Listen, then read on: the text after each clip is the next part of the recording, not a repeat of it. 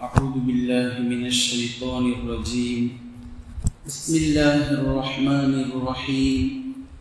لقد كان لكم في رسول الله أسوة حسنة لمن كان يرجو الله واليوم الآخر وذكر الله كثيرا. கண்ணியத்திற்குரிய அல்லாஹ்வின் அடியார்களே, ரபீஉல் அவ்வல் மாதம், இந்த மாதத்தில்தான் அல்லாஹ்வின் தூதர் ஸல்லல்லாஹு அலைஹி வஸல்லம் அவர்கள் பிறந்தார்கள், மேலும் இறந்தார்கள். இந்த மாதத்தில் அல்லாஹு தஆலா இந்த உலகத்திற்கான ஒரு அருளை, ரஹ்மத்தை கொண்டு வந்தான். மீண்டும் இதே மாதத்தில்தான் அல்லாஹு தஆலா இந்த உலகை விட்டு அந்த ரஹ்மத்தையும் அழைத்து கொண்டான் என்பதை நாம் உன்னிப்பாக கவனித்து பார்க்க கடமைப்பட்டிருக்கின்றோம். அதனுடைய வரிசையாகத்தான் தொடர்ச்சியாக நபி ஸல்லல்லாஹு அலைஹி வஸல்லம் அவர்களை பற்றி அல்லாஹு தஆலா குர்ஆனில் கண்ணியப்படுத்தியிருக்கக்கூடிய வசனங்களை, நபி ஸல்லல்லாஹு அலைஹி வஸல்லம் அவர்களை அல்லாஹ் புகழ்ந்திருக்கும் புகழாதாரங்களை பற்றி நாம் தொடர்ச்சியாக பார்த்து வருகின்றோம். அதில் லகத் கான லகும் ஃபீ ரசூலில்லாஹி உஸ்வத்துன் ஹஸனா, திட்டவட்டமாக அல்லாஹ்வின் தூதர் ஸல்லல்லாஹு அலைஹி வஸல்லம் அவர்களுடைய வாழ்விலே, அவர்களிலே உங்களுக்கு ஒரு அழகிய முன்மாதிரி இருக்கின்றது.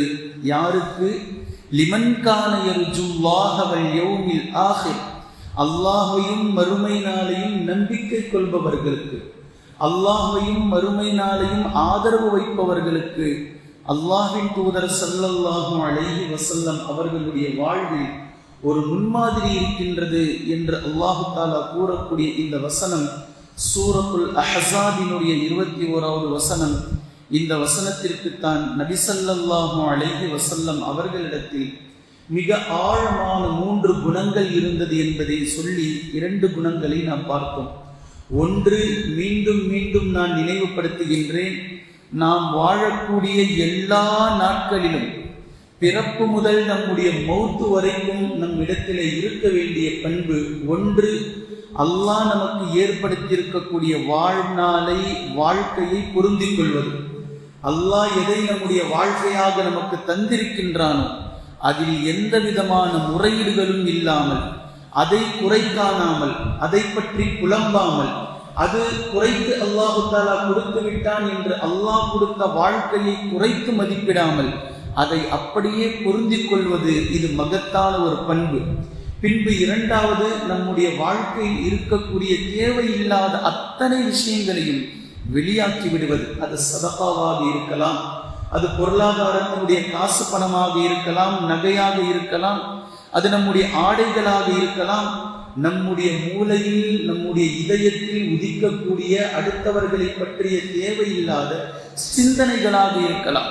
எப்படி வீட்டை சுத்தம் செய்வோமோ, எப்படி தங்களுடைய செல்ஃப் ரேக்குகளை சுத்தம் செய்வோமோ, எப்படி அவ்வப்போது நம்முடைய மொபைல் போன்களை சுத்தம் செய்வோமோ, இப்படி நம்முடைய சிந்தனைகளையும் நம்முடைய இதயங்களையும் காலியாக வைப்பது, டென்ஷன் ஃப்ரீயாக வைப்பது, எந்நேரமும் தேவையில்லாத எந்த சிந்தனை இருந்தாலும் அதை அகற்றி விடுவது, இது இரண்டாவது பண்பு. மூன்றாவது, நபி ஸல்லல்லாஹு அலைஹி வஸல்லம் அவர்கள் எந்நாளும், அதாவது ஒவ்வொரு நாளும், தான் வாழ்ந்த ஒவ்வொரு நாளுடைய இரவும் சரி, அதிகாலை பகலும் சரி, படுக்கைக்கு செல்வதற்கு முன்னால், அந்த உறங்குவதற்கு முன்னதாக மிக அழகான சில விஷயங்களை குறிப்பிட்டு தந்திருக்கின்றார்கள்.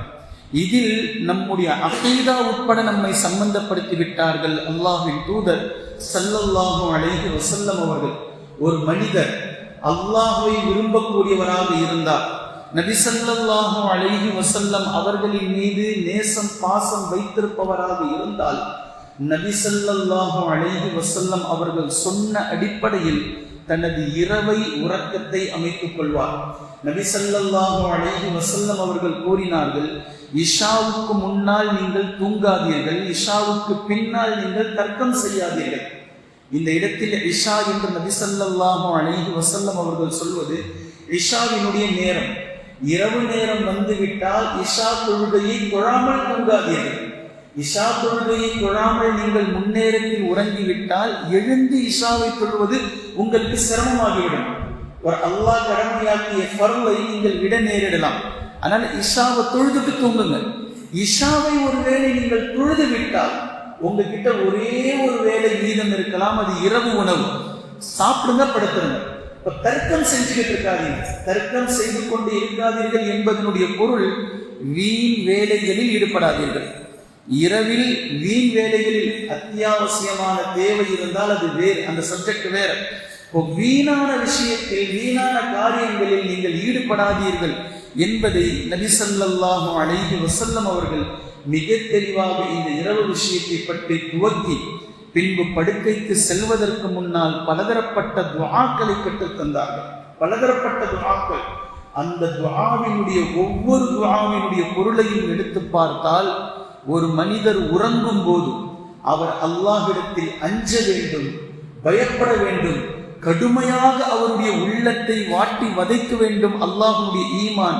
காரணம், ஒவ்வொரு நாளுடைய உறக்கமும் ஒவ்வொரு நாளுடைய தூக்கமும் அவர் சந்திக்க இருக்கக்கூடிய மிகப்பெரிய மௌத்தை நினைவூட்டக்கூடியதாக நபி ஸல்லல்லாஹு அலைஹி வஸல்லம் அவர்கள் ஆக்கியதின் விளைவுதான் துஆவிலே அமூத்து என்ற வார்த்தையை கொண்டு பேசினார்கள். நான் உறங்குகின்றேன் அல்ல, நேரடி பொருள் நான் மௌத்தாகிறேன், உனது பெயரை கொண்டு நான் மரணிக்கின்றேன், உனது பெயரை கொண்டு நான் உயிரேழுவேன். ஏன் இந்த வார்த்தையை கொண்டு சொன்னார்கள்? நான் தூங்குகிறேன் என்று சொல்லி இருக்கலாமே, நான் எழுவேன் உனது பெயரை கொண்டு என்று சொல்லி இருக்கலாமே. ஏன் அல்லாஹும்ம பிஸ்மிக அமூது வ அஹ்யா, நான் மௌத்தாகிறேன், நான் உயிர் எழுவேன் உனது பெயரை கொண்டு ஏன் இப்படி சொல்ல வேண்டும்? ஒரு முஃமினுக்கு ஒவ்வொரு நாளுடைய இரவும் அவருடைய மரணத்தை அவர் நினைத்து கொண்டே இருக்க வேண்டும். ஒவ்வொரு நாளுடைய இரவும். இது ஒரு துஆவை நாம் மனனம் செய்திருக்கிறோம். ஆனால் இப்படி கிட்டத்தட்ட 7-8 துஆக்களை நபி ஸல்லல்லாஹு அலைஹி வஸல்லம் இரவுக்கு முன்னால் சொல்லி இருக்கிறார்கள். ஆயத்துல் குர்சியை சொன்னார்கள், சூரத்துல் இக்லாஸ், சூரத்துல் ஃபலக், சூரத்துல் நாஸ். இதை ஓதி முகத்தில் கையில் ஊதி முகத்திலிருந்து துவங்கி உடல் முழுக்க தேய்த்துக் கொள்வார்கள். ஆயத்துல் குர்சியை நபி ஸல்லல்லாஹு அலைஹி வஸல்லம் அவர்கள் ஓதி இருக்கிறார்கள். சூரத்துல் பக்ராவினுடைய கடைசி 2 வசனங்களை ஓத வலியுறுத்தி இருக்கிறார்கள். இப்படி எண்ணற்ற ஹதீஸ்களை பார்க்கலாம். துஆக்களாக ஓதிய அந்த துஆவில் எனது வாழ்நாளை உன்னிடத்தில் நான் ஒப்படைக்கின்றேன், இந்த நேரத்தை உன்னிடத்தில் நான் பொறுப்பு சாட்டுகின்றேன். இப்படியெல்லாம் நபி ஸல்லல்லாஹு அலைஹி வஸல்லம் அவர்கள் தங்களுடைய அந்த கடைசி படுக்கைக்கு சென்றதற்கு பின்னால் ஒரு முஃமினுக்கு நபி ஸல்லல்லாஹு அலைஹி வஸல்லம் அவர்கள் காட்டிய வழிமுறை. இன்று நம்முடைய இரவு எப்படி இருக்கின்றது? நம்முடைய உறக்கம் எப்படி இருக்கின்றது? நம்முடைய அந்த உறங்கக்கூடிய அந்த கடைசி நேரம் எப்படி இருக்கின்றது? ஒருவர் டிவியை பார்த்து கொண்டே உறங்குகின்றார், ஒருவர் மொபைலை நோண்டிக்கொண்டே உறங்குகின்றார். உங்களுடைய படுக்கைக்கு முன்னால் மொபைலை தயவு செய்து தூரமாக தூக்கி வைத்து விடுங்கள். இரவு நேரத்தில் இது மிகப்பெரிய ஃபித்னா, மிகப்பெரிய ஷைத்தான். ஒருவேளை நீங்கள் அந்த ஃபித்னாவில் மூழ்க மாட்டீர்கள் என்றால் அல்ஹம்துலில்லாஹ், உங்களை பற்றி பேச்சில்லை. ஆனால் உங்களுடைய இரவுகள் மொபைலை பார்த்து கொண்டே கண் எரிய கண்ணை சிமிட்டாமல் கண் சிவக்க இரவு தூக்கம் உங்களை கடைசி எல்லைக்கு கொண்டு செல்லும் வரைக்கும் உங்களுடைய கண்கள் அந்த மொபைலிலே மூழ்கி இருக்கும். பின்பு அப்படியே அதை தலையணையில் போட்டுவிட்டு நீங்கள் உறங்குவீர்கள். அதே போன்று எழுந்ததும் நீங்கள் அந்த மொபைலை அமுக்கித்தான் உங்களுடைய நேரத்தையும் உங்களுடைய பொழுதையும் காண்பீர்கள். இரவு வேளையில் ஏதேனும் மெசேஜ் வந்திருக்கிறதா என்பதையும் எழுந்ததும் பார்ப்பீர்கள். என்று இப்படி இருக்குமானால் இது மிகப்பெரிய நோய், மிகப்பெரிய நோயில் இருக்கிறீர்கள். கேன்சர், எய்ட்ஸ் போன்ற நோய்களை விட மிகப்பெரிய நோயில் ஒவ்வொரு மனிதர்களும் இப்படி பாதிக்கப்பட்டிருக்கிறார்கள். ஆனால் நபி ஸல்லல்லாஹு அலைஹி வஸல்லம் அவர்கள் இரவு நேரத்தினுடைய அந்த கடைசி நேரத்தை உங்களை, உங்களுடைய உடலை, உங்களுடைய ஆன்மாவை, உங்களுடைய ரூஹானியத்தை, உங்களுடைய உள்ளத்தை, உங்களுடைய அந்த உணர்வை முழுக்க முழுக்க அல்லாஹ்வின் பக்கம் இணைத்துவிட்டு நீங்கள் உறங்குங்கள் என்று சொன்னார்கள். அதனுடைய வெளிப்பாடுதான் நீங்கள் உது செய்து கொள்ளுங்கள், இப்படி இன்னென்ன துஆக்களை ஓதுங்கள், படுக்கையில் அமருங்கள், முதலில் நிதானத்தோடு அல்லாஹ்விடத்தில் துஆ கேளுங்கள்.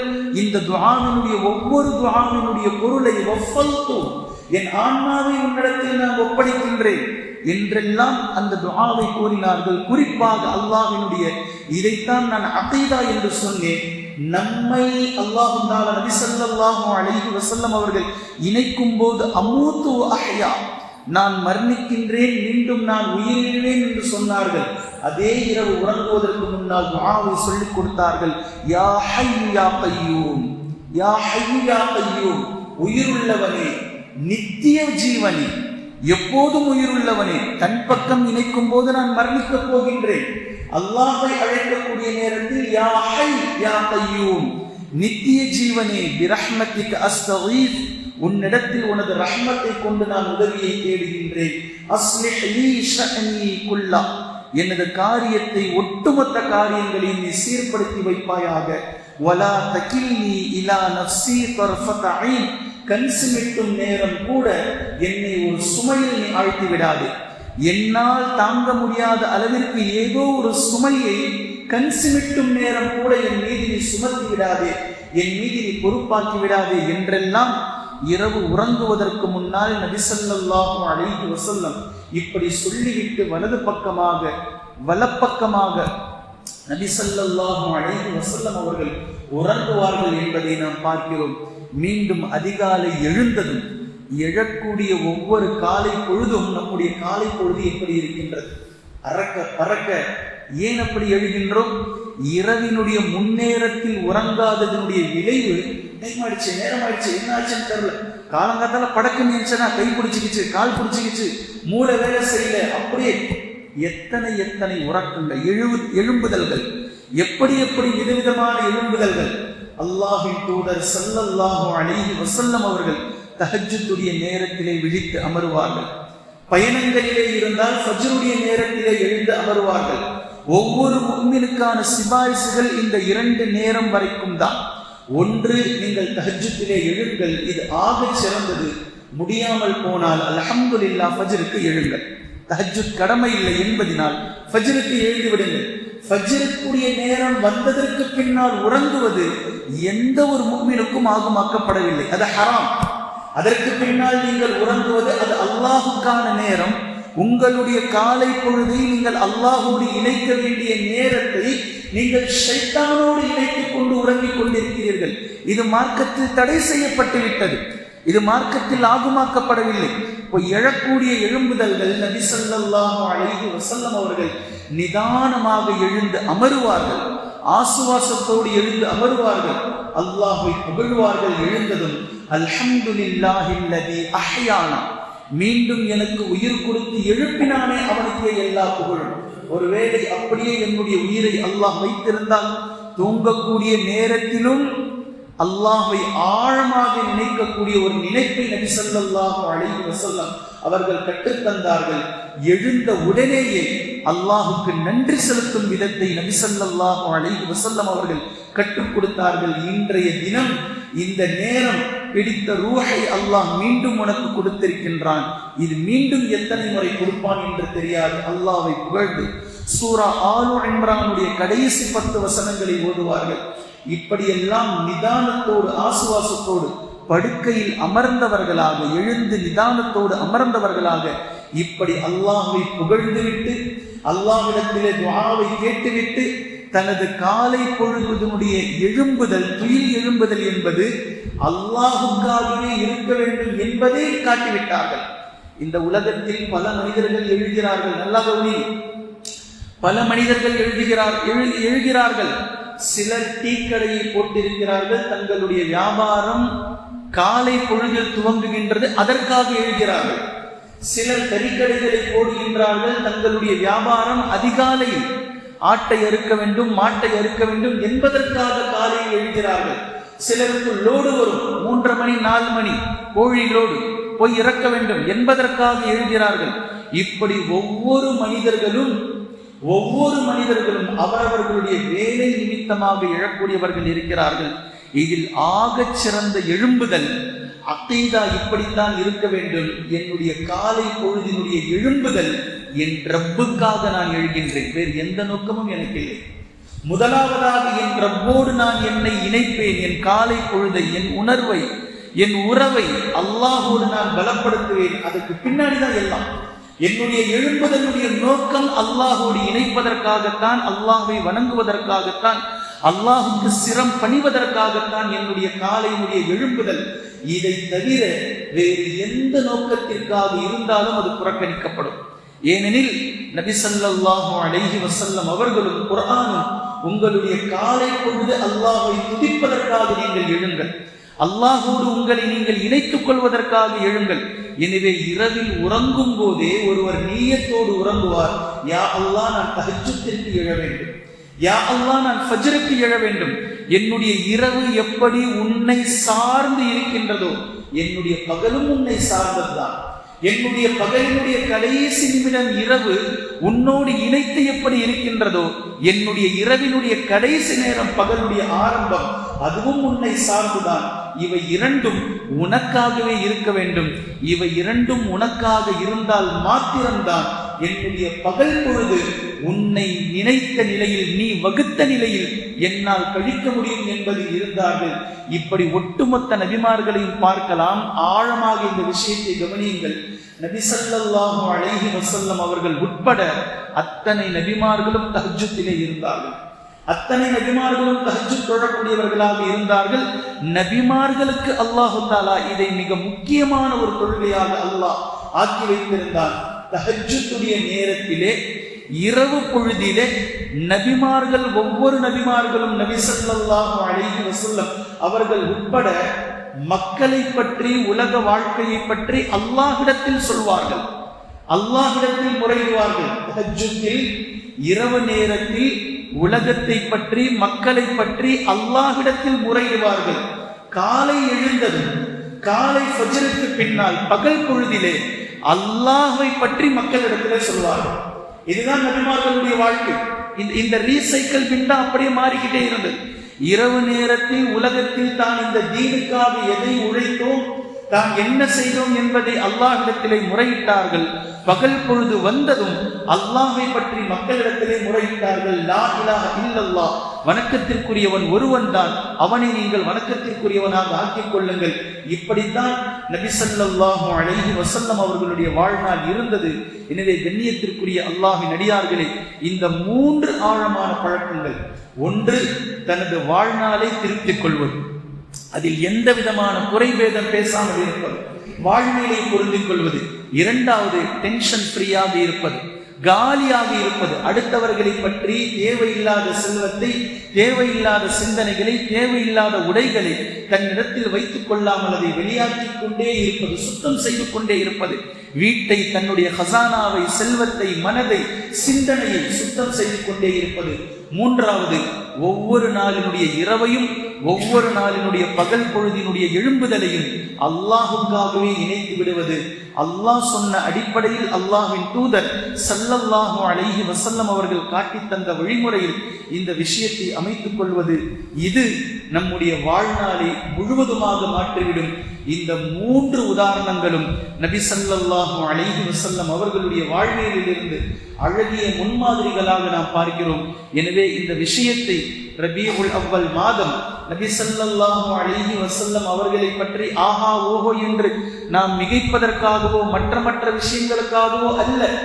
இதனால் வரையில் நபி ஸல்லல்லாஹு அலைஹி வஸல்லம் அவர்களுடைய வாழ்வியலின் அடிப்படையில் அந்த நெறியை பிறந்து நாம் விட்டு வாழ்நாளை அமைத்துக் கொண்டு இருந்தால் நாம் முடிவெடுப்போம், இன்று முதல், இந்த நாள் முதல், இந்த வருடம் முதல், இந்த நிமிடம் முதல் எனது வாழ்நாளை நபி ஸல்லல்லாஹு அலைஹி வஸல்லம் அவர்களுடைய சுன்னாவோடு நான் இணைத்து விடுவேன். நபி ஸல்லல்லாஹு அலைஹி வஸல்லம் அவர்கள்தான் அழகான, அழகிய ரோல் மாடல். அதை விட்டு என் வாழ்நாளை தனித்து உலக ஆதாயத்திற்காக பிரிக்க மாட்டேன். நபி ஸல்லல்லாஹு அலைஹி வஸல்லம் அவர்கள் எப்படி வாழ்ந்து காட்டினார்களோ, எதை நடைமுறைப்படுத்தினார்களோ அப்படி என் வாழ்வியலை நான் இணைத்துக் கொள்வேன் அல்லாஹ்வோடு என்று முடிவெடுப்பதுதான் உண்மையில் நபி ஸல்லல்லாஹு அலைஹி வஸல்லம் அவர்களின் மீது நேசம் வைத்திருப்பதும் பாசம் வைத்திருப்பதற்கான அடையாளம் என்பதை நாம் இந்த இடத்தில் புரிந்து கொள்ள வேண்டும். நபி ஸல்லல்லாஹு அலைஹி வஸல்லம் அவர்களுடைய சுன்னாவை, நபி ஸல்லல்லாஹு அலைஹி வஸல்லம் அவர்களுடைய 23 ஆண்டு கால வாழ்க்கையை யாருக்காகவும் எதற்காகவும் எந்நேரமும் அல்லாஹுக்கு பயந்து பின்பற்றக்கூடிய அடியார்களாக இருக்கக்கூடிய வாழ்க்கையாக நம்முடைய வாழ்க்கையை அல்லாஹ் தஆலா ஆக்கியருள் புரிவானாக. குர்ஆனையும் ஹதீஸையும் தெளிவாக விளங்கக்கூடிய நபர்களாகவும் அதை நடைமுறைப்படுத்தக்கூடிய மக்களாகவும் அல்லாஹ் நம்மை ஆக்குவானாக. சுப்ஹானல்லாஹும்ம வ பிஹம்திக அஷ்ஹது அன் லா இலாஹா இல்லா அன்த அஸ்தக்ஃபிருக வ அத்தூபு இலைக்.